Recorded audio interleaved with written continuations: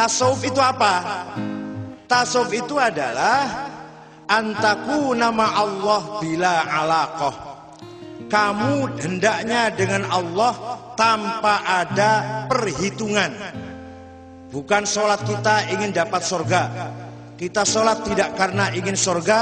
Kita menjauhi maksiat mungkarat tidak karena takut neraka. Kita pakai jilbab datang ke sini, di mana-mana pakai jilbab ibu-ibu, bukan karena takut undang-undang pornografi, tapi lillahi ta'ala. Kita menutupi aurat karena Allah. Kita sholat, puasa, zakat, sholat malam, baca Quran, bukan karena ada undang-undang pemerintah yang ngatur itu, tapi karena lillahi ta'ala. Kalau masih karena takut undang-undang, namanya masih jauh dari nilai, jauh dari jihad, jauh dari semangat perjuangan. Maka ibadah itu lillahi ta'ala, bukan karena biar dipuji mertua, bukan karena ingin dipilih jadi apa? Oh bupati, sebentar lagi pilih pers kok bupati, sebentar lagi pilih pers kok bupati. Nah, keikhlasan itu tadi lahirnya dari hati. Lahirnya dari mana?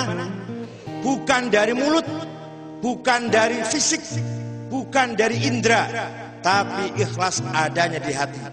Maka Allah berfirman dalam surat Al-Hadid ayat 16, Alam ya'ni lilladzina amanu an takhsha'a qulubuhum li dzikrillahi wa ma nazala minal haqq wa la yakunu kalladzina utul kitaba min qabl fatala 'alaihimul amadu faqasat qulubuhum wa katsirum minhum fasiqun.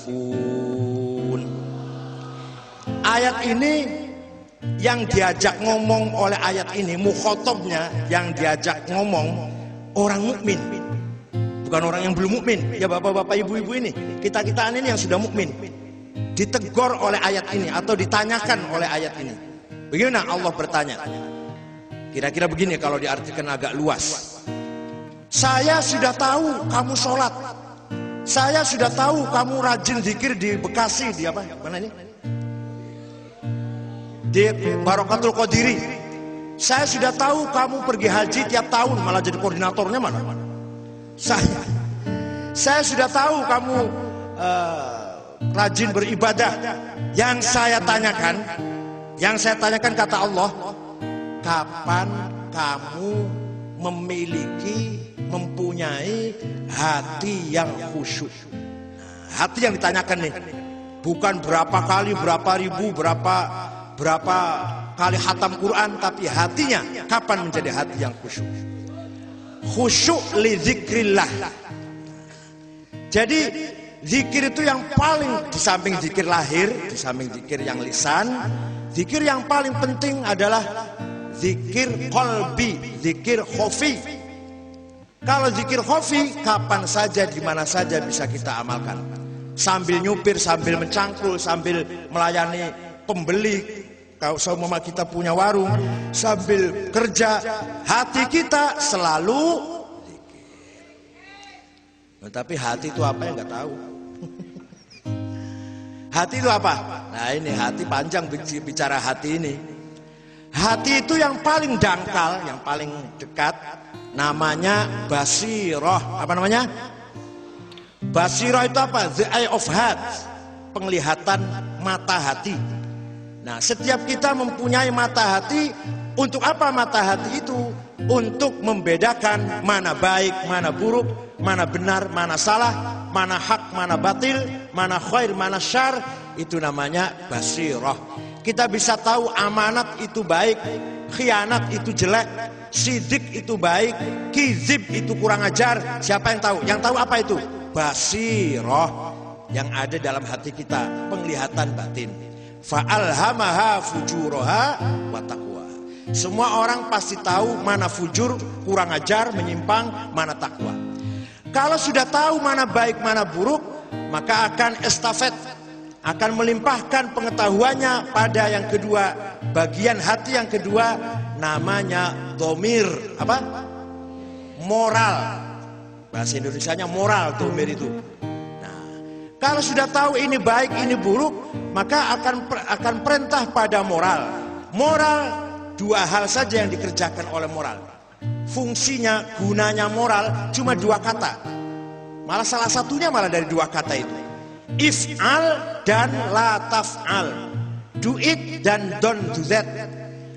Kamu tahu benar itu baik, kerjakan. Kata moral gitu, kata moralnya gitu.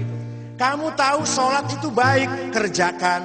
Kamu tahu sedekah itu baik, if'al, do it, kerjakan. Kamu tahu menipu, mencuri, bohong itu jelek, khianat, korupsi itu salah, don't do that, la taf'al, jangan kerjakan. Jadi yang ngomong kerjakan, jangan kerjakan itu apa namanya? Moral. Yang ngomong kerjakan yang baik, jangan kerjakan yang jelek, itu apa namanya? Moral. Kalau sudah moralnya ngomong gitu, kita turuti apa enggak? Nah, nanti ada bagian hati yang ketiga, namanya fuad. Apa namanya? Fuad. Fuad ini hakim yang akan menentukan, menghakimi kita baik atau benar atau salah, baik atau buruk. Itu fuad. Fuad pegang palu, akan menjatuhkan vonis. Nah, hakim fuad ini nggak bisa disuap, nggak bisa bohong, nggak bisa salah. Bener terus fuad ini. Maka dzabal fuadu ma ro'a, kata Allah dalam surat An-Najm. Yang namanya fuad itu pada yang ada pada hati kita, nggak bisa bohong, nggak bisa keliru, nggak bisa salah. Kalau kita kata basiroh, sodakoh misalkan, jujur, sedekah, baik dengan tetangga, itu baik. Maka moral mengatakan lakukan. Maka ketika kita melakukan, fuad kita akan mengatakan kamu orang baik. Sebaliknya, kata basiroh, korupsi, manipulasi, markup anggaran, nyerobot tanah orang, itu salah, itu jelek. Maka moral mengatakan jangan lakukan, la taf'al, don't do that. Kita lakukan, maka fuad akan mengatakan kamu jahat. Sebelum polisi, sebelum pengadilan yang mengatakan kamu jahat, siapa dulu yang ngomong jahat? Fuad dulu yang ada pada diri kita. Nah, fuad ini nggak bisa bohong. Yang bisa bohong mulut. Demi Allah saya nggak tahu menau. Dalam hatinya tahu. Sumpah saya nggak dapat. Demi Allah saya dapat sedikit, banyak. Demi Allah saya nggak terlibat, saya malah provokatornya malah. Itu namanya fuad.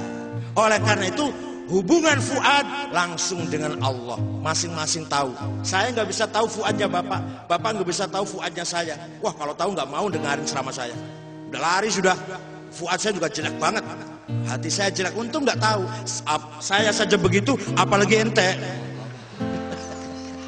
Oleh karena itu, mari hubungan fuad langsung dengan Allah. Tidak dengan penguasa di dunia ini. Penguasa di dunia bisa salah, hakim di dunia bisa disuap. Kalau nggak disuap pun bisa salah, bisa keliru. Tapi hakim yang ada di hati kita fuad tidak bisa salah dan tidak bisa keliru. Kalau sudah fuad itu berfungsi dengan benar, maka hati yang keempat, bagian hati yang keempat namanya sir. Apa namanya? Mysterium power. Kekuatan yang ada pada hati yang misteri. Kalau misteri itu maka yang dicari yang misteri lagi. Misalkan melihat ada tsunami, bukan karena lempengan bumi tabrakan, bukan. Di belakang lempengan tabrakan ada apa? Jatuhnya pesawat apa tadi? Hercules di Magetan, Jawa Timur. Kenapa itu? Ya, karena pesawatnya udah tua tuh. Bukan. Di belakang itu semua ada rahasia apa? Gempa bumi terus-terusan, musibah terus-terusan, penyakit, flu burung, flu jago, flu babi, flu Hongkong, flu Meksiko. Bukan karena ada bakteri, bukan itu ya jelas sebab yang lahir. Tapi di belakang itu semua ada apa? Ini adalah min asrorillah. Maka yang bisa tahu ada apa, yang bisa menjawab ada apa adalah orang yang sirrinya aktif. Orang yang sirrinya tajam, yaitu seperti Kiai Junaidi Baghdadi. Ya, saya saja cuma bisa nerangkan, belum bisa tajam seperti itu.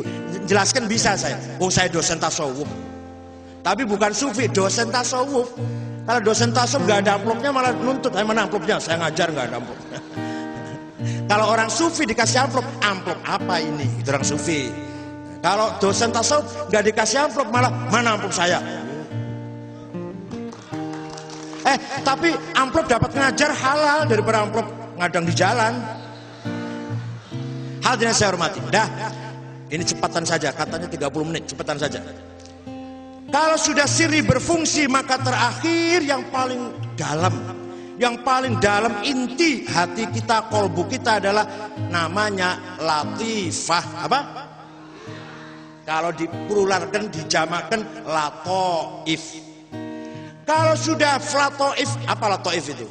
Dulu kiai dulu kalau menerjemahkan agak kesulitan. Sesuatu yang lembut, sulit tuh. Sekarang terjemahnya malah gampang, software. Software juga nggak ngerti, nggak punya internet. Perangkat lunak. Jadi software itu barangnya kecil, masukkan komputer, itu bisa mengakses seluruh berita di dunia ini. Mau buka berita di Mekah, mau berita buka di Mesir, mau ingin tahu apa yang terjadi di Amerika melalui perangkat yang kecil sekali. Namanya software. Sama. Hatinya orang sufi, hatinya seorang ulama yang softwarenya, latifahnya tajam, bisa mengakses apa yang ada di Lauhil Mahfuz, apa yang ada di Qalamim Mastur.